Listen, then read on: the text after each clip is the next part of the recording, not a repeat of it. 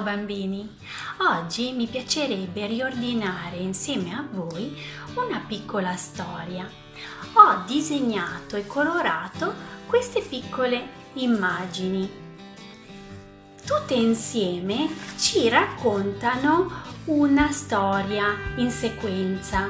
Per riordinarle nella sequenza corretta, però, dobbiamo andare ad ascoltare una storia che adesso vi racconto. Marta e l'uccellino Tino. Questa è la storia di Marta e l'uccellino Tino. Era un bel giorno di primavera e l'uccellino Tino guardava fuori dal suo nido.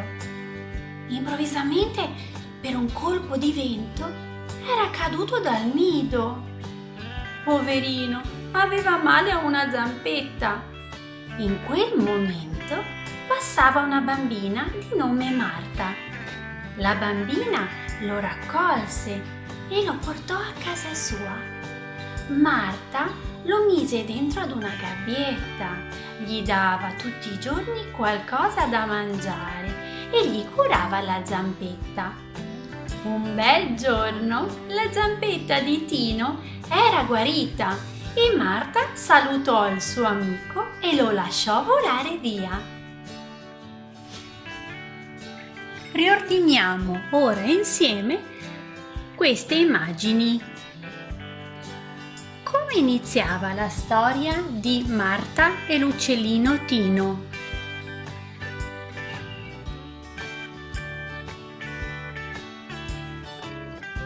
Marta trova l'uccellino Tino che è caduto dal nido.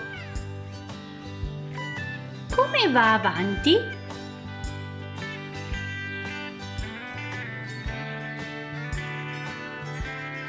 Marta prende l'uccellino Tino e lo porta a casa sua. E poi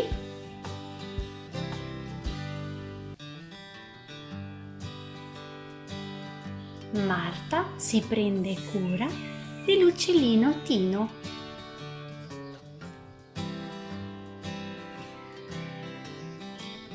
E alla fine l'uccellino Tino guarisce ed è libero di tornare a volare.